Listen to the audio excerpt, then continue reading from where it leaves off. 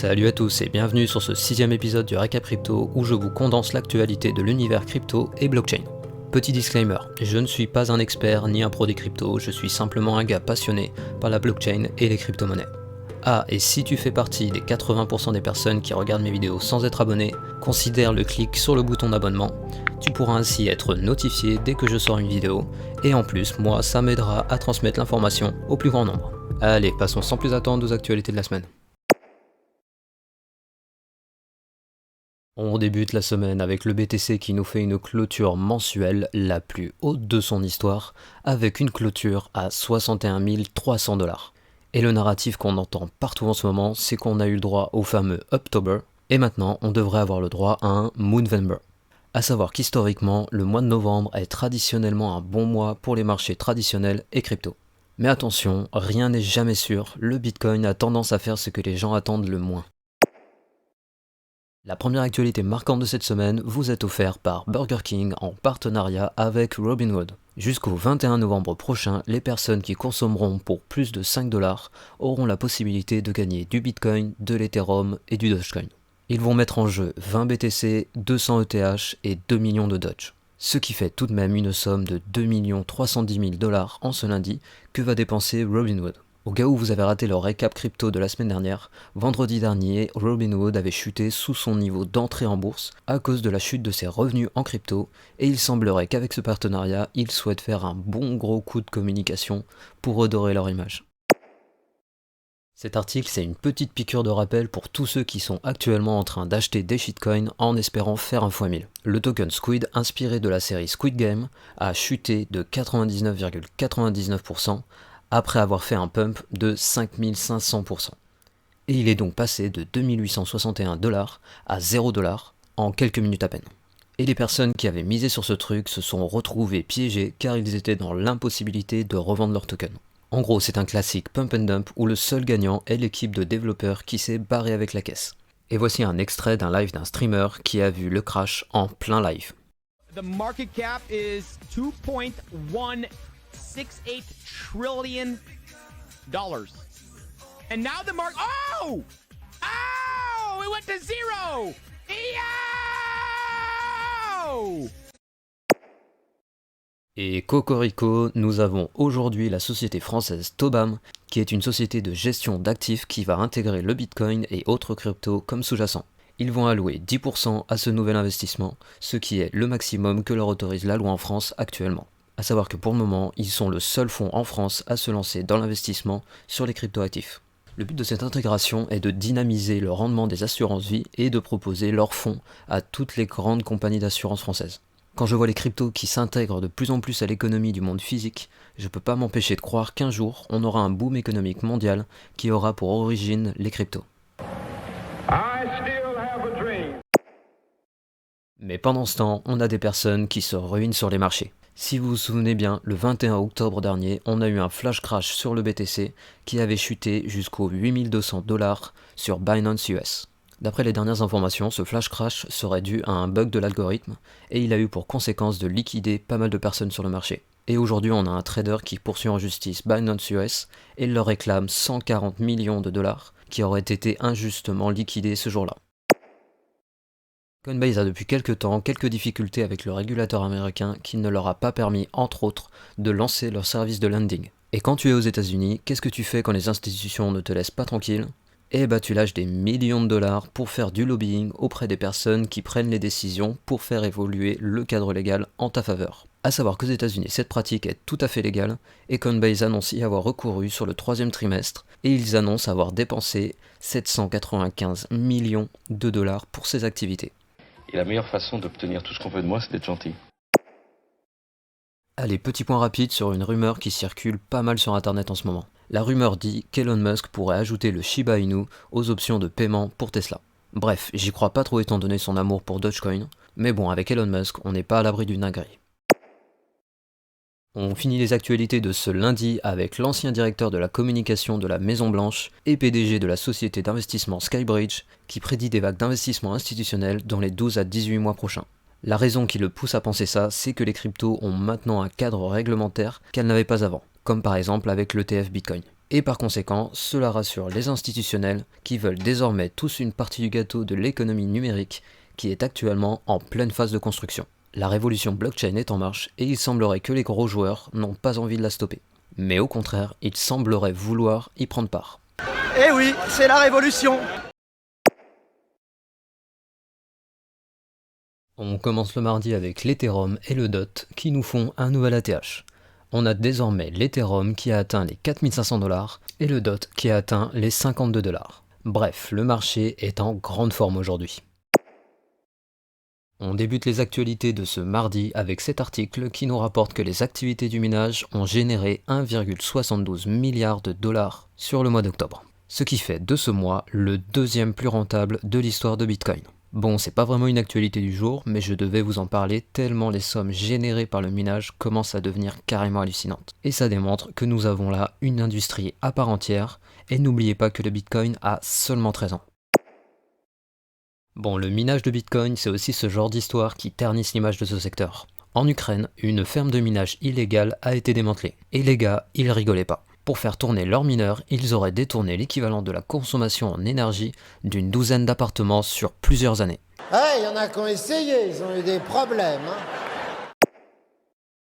Maintenant, on a le top manager de Nvidia qui prédit que dans 5 ans, presque tout le monde serait impliqué dans le métaverse. C'est d'ailleurs ce que pensent pas mal d'investisseurs quand on voit les sommes investies dans le développement d'un univers numérique. Mais tout le monde n'est pas aussi optimiste avec par exemple les experts de Bloomberg Intelligence qui pensent que ça prendra plus de temps. Leur argument est que les équipements restent trop chers et donc le prix sera un frein majeur à l'adoption du métaverse. Mon avis, c'est que si on reste sur le même niveau d'équipement qu'aujourd'hui, c'est clair que ça va être très long. Mais n'oubliez pas qu'on a les lunettes de réalité augmentée qui vont arriver sur le marché, avec Apple qui s'apprêterait à sortir des lunettes qui permettront d'intégrer des éléments numériques dans le monde physique. On peut débattre pendant des heures de l'aspect éthique et de savoir si on veut de ces technologies dans nos vies ou pas, mais moi je suis simplement là pour vous dire ce qui va arriver, qu'on le veuille ou non. Et je pense que ce sera un outil avec lequel il y aura du positif, mais aussi des dérives. C'est l'éternelle histoire des inventions humaines qui ont modifié notre société.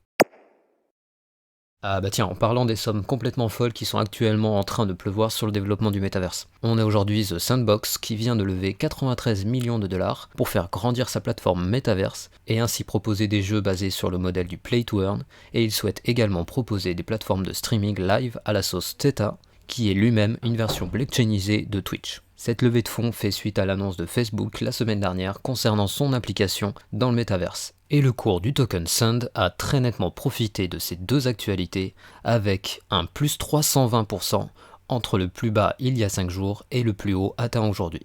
Bref, il semble qu'ils sont en train de prendre de l'avance dans la course au métaverse. En ce mardi, les États-Unis ont enfin sorti un rapport qui était très attendu sur les stablecoins. Pour faire très simple, ce rapport préconise d'assimiler les émetteurs de stablecoins à une banque, ce qui implique qu'il serait possible pour l'émetteur de recourir à un petit nombre d'actifs ou de réserves, mais ils auraient également plus de contraintes juridiques avec par exemple des audits annuels ou encore la soumission totale aux autorités de régulation comme la SEC ou la Fed. Le régulateur semble voir d'un mauvais œil en particulier la dominance de Tether avec son USDT, et le stablecoin de Coinbase, l'USDC, semble être plus docile avec l'administration. Bref, pour le moment, il ne s'agit que d'un rapport, affaire à suivre dans les mois prochains dans le récap crypto.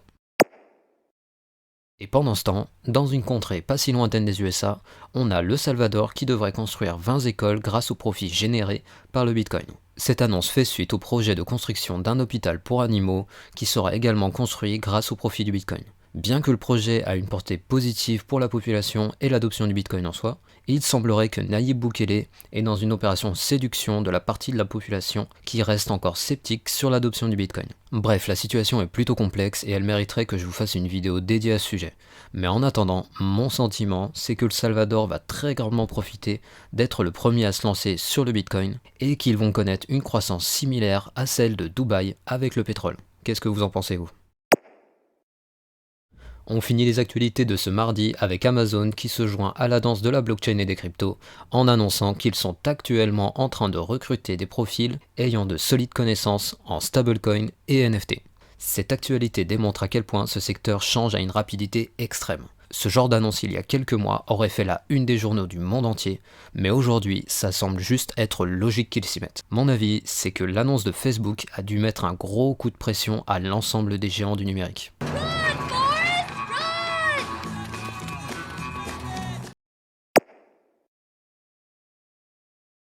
On commence les actualités du vendredi avec la grosse news du jour qui nous vient directement de Miami. Le maire de Miami devrait prochainement recevoir sa paye en bitcoin à la place du dollar. Pour rappel, Francis Suarez est très connu dans l'univers crypto comme étant l'un des hommes politiques les plus favorables à l'adoption des cryptos. Et il est désormais le premier homme politique américain à recevoir son salaire entièrement en bitcoin. Il prend cette décision dans un contexte d'élection, donc il y a fort à parier qu'il fait ça également à des fins de communication, mais une chose est sûre, la ville de Miami est actuellement en train de s'imposer comme une capitale des crypto-monnaies aux États-Unis. Allez, on continue de parler des maires américains. Dans la ville de New York, le candidat pro-Bitcoin vient de remporter les élections à la mairie de New York. Durant la période de la campagne, il avait annoncé vouloir ramener la grandeur de la ville d'avant la période Covid. Et il ambitionne aussi de faire de New York une capitale à la pointe de la technologie et le centre de Bitcoin.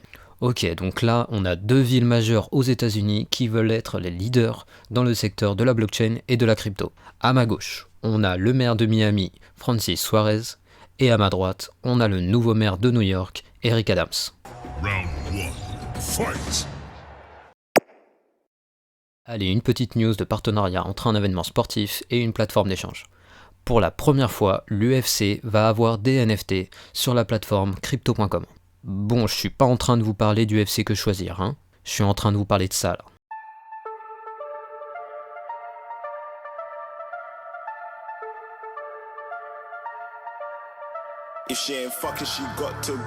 Il s'agit d'une énorme compétition mondiale d'arts martiaux mixtes. Déjà que les fans sont assez chauds durant ce genre d'événement, alors je peux vous dire que les NFT vont se vendre très cher vu l'impact mondial de cet événement. Et ça se passera sur la plateforme de crypto.com.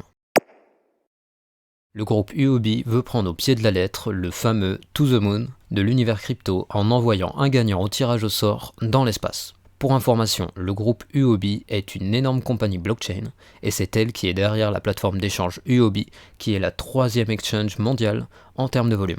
Le tirage au sort est ouvert pour tout le monde et ils organisent cet événement pour célébrer leur 8e anniversaire. Ok, rien à redire, coup de com' très réussi les gars. Et aujourd'hui, on a Benjamin Minkou qui annonce officiellement le lancement du Maillard Dex. Avec les MEX que l'on pourra réclamer à partir du 7 novembre, on pourra commencer à ajouter des liquidités à partir du 16 novembre, et on pourra commencer à farmer des MEX à partir du 19 novembre. Et je vous laisse dans les fiches la chaîne de Tcapo, qui parlera beaucoup mieux que moi de l'aspect technique de la blockchain Elrond. Petite anecdote de l'univers des NFT. C'est l'histoire d'un mec qui a vendu sur OpenSea un CryptoPunk pour 19 000 $, alors qu'il en valait 800 000. À la boulette. Ça dépasse tout ce que j'ai pu imaginer. Ah oui, j'ai fait la boulette. Bon, j'espère que vous êtes bien assis là. La plus grosse banque d'Australie s'associe à Gemini pour proposer à tous ses clients des services d'achat, de vente et de conservation de crypto-monnaies. Pour rappel, Gemini est la plateforme d'échange des frères Winklevoss à qui Mark Zuckerberg avait volé l'idée de Facebook. Les services de la banque australienne devraient progressivement être disponibles pour tous les clients courant 2022 et ils proposeront 10 crypto-monnaies au début. La liste complète n'est pas encore connue pour le moment, mais on sait qu'il y aura le Bitcoin, l'Ethereum, le Bitcoin Cash et le Litecoin. Petit conseil en passant, achetez avant que les banques françaises s'y mettent, parce que à ce moment-là, l'opportunité du siècle sera déjà bien passée. Tout comme vos investissements, ne mettez jamais un seul euro que vous n'êtes pas prêt à perdre. Le réalisateur Quentin Tarantino annonce qu'il va vendre 7 scènes inédites du film de Pulp Fiction sous forme de NFT. À savoir que chaque NFT contiendra des informations que seul le possesseur du NFT pourra consulter. C'est ce que l'on appelle les secret NFT. Et dans ces NFT, Tarantino a intégré des informations inédites sur le film de Pulp Fiction. Bref, il y a de quoi créer un engouement assez fou étant donné l'impact du film Pulp Fiction. À quand une scène d'Amélie Poulain vendue sous format de NFT? Et on finit les actualités de ce mercredi avec pour la première fois un cas rapporté d'utilisation du crypto yuan chinois pour du blanchiment d'argent. Alors après ça, si j'entends encore une fois un mec qui critique le réseau Bitcoin en utilisant l'argument du blanchiment d'argent, dis-le encore une fois. Allez, dis quoi? Vas-y, répète-le. Je te mets au défi de dire quoi une fois de plus. Allez, dis-le pour voir.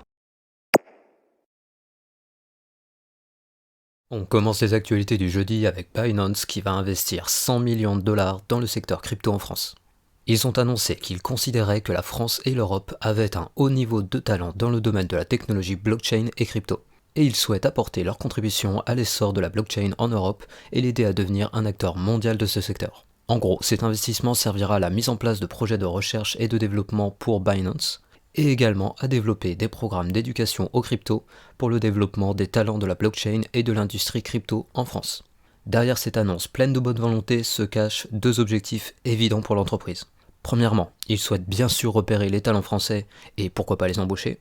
Et le deuxième objectif est bien sûr de calmer un peu les régulateurs qui ne les laissent pas vraiment tranquilles en Europe. Bref, je pense que cet investissement sera favorable à la France, mais il sera également très favorable à Binance, bien sûr. On avait débuté la semaine avec le token Squid qui s'était révélé être une arnaque.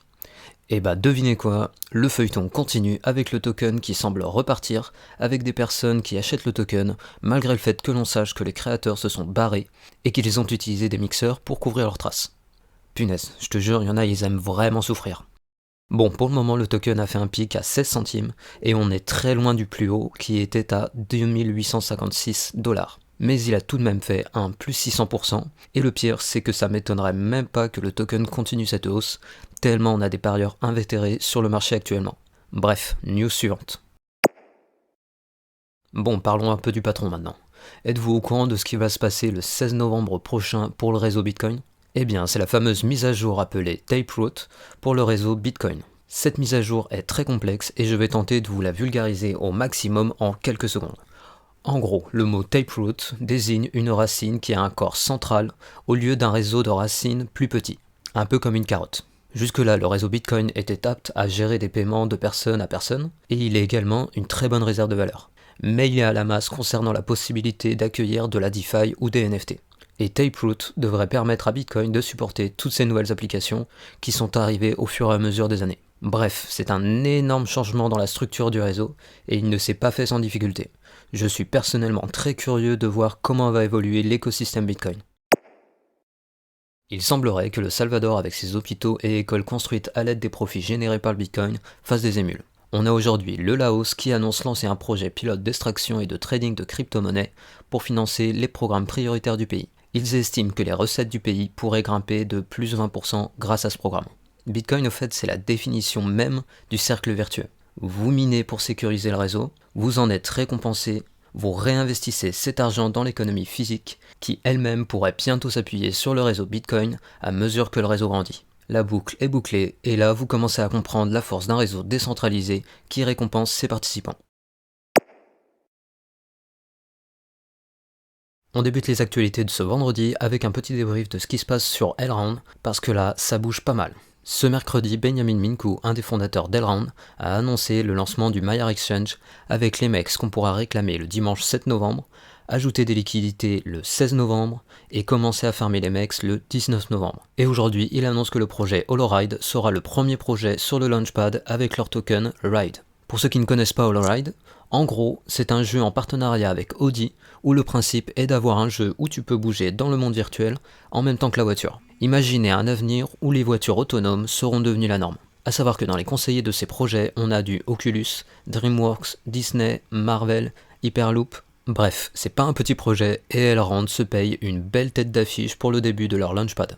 Et on finit ce petit débrief sur Elrond avec le prix de l'EGLD qui a très bien réagi à toutes ces annonces.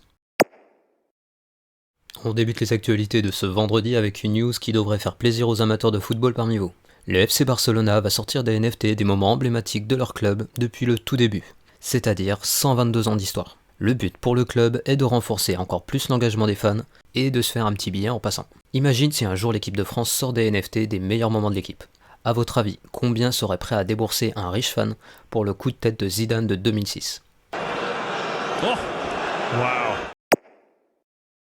On reste dans l'univers des NFT avec le film Matrix qui va sortir des NFT pour le nouveau film qui s'appellera The Matrix Resurrection et qui sortira ce décembre. Le studio Warner va créer 100 000 tokens inspirés de Matrix et qui seront vendus à 50$ l'unité. Choisis la pilule rouge, tu restes au pays des merveilles. Et on descend avec le lapin blanc au fond du gouffre.